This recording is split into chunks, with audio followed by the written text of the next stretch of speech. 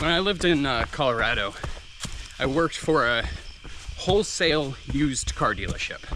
So that was a car dealership that sold to other car dealerships. But obviously they sold to the general public too. Anyways, doesn't matter.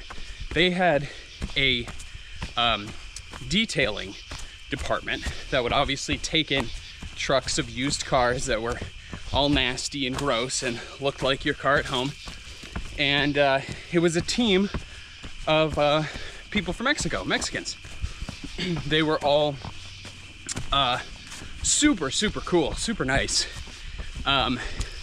They kind of showed me the ropes because when I first started there, I kind of wanted to go into sales. I wanted to be a car salesman there, but I had no sales experience. So what I did there was take photos of their cars after they had been detailed so they could be put up on Craigslist and other, used car websites and all that good stuff. But the guy who ran the place, I'll just use his name, Corey.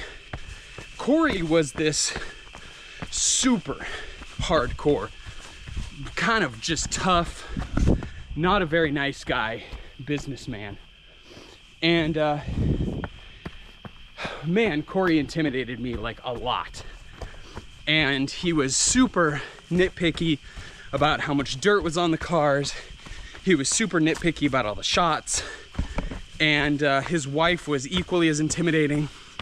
And I remember her and him calling me into her office one day, and the two of them just took turns chewing me out about how I was listing the wrong trim levels on the wrong car, like on the wrong cars.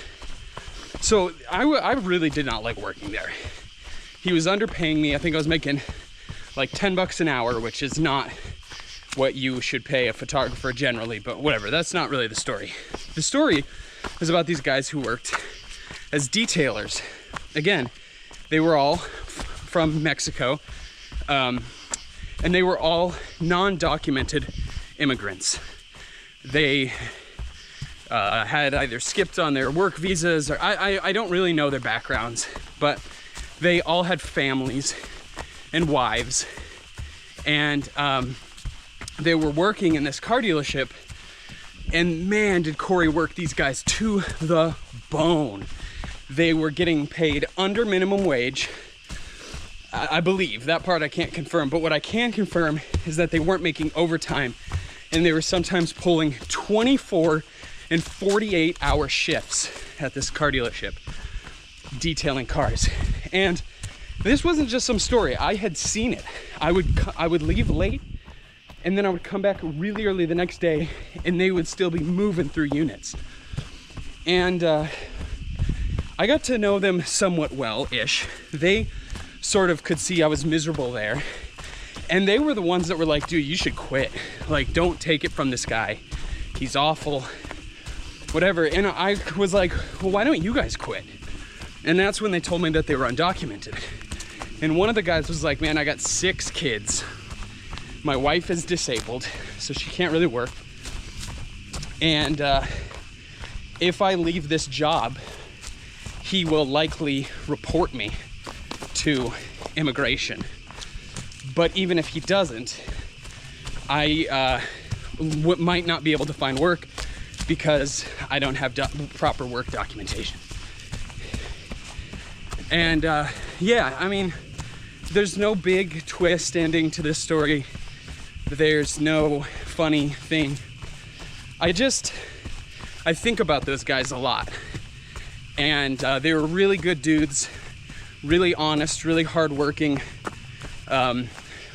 Americans, frankly, in my book. And I know that's a hot button thing to say right now, but to be honest with you, I think about those guys a lot, especially right now.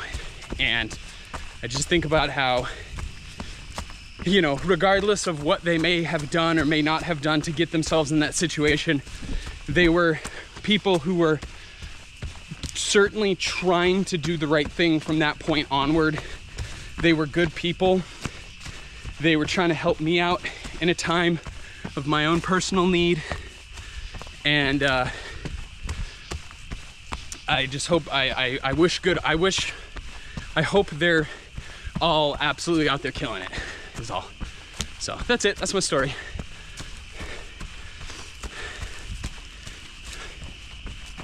Whew. Hearing stuff out here.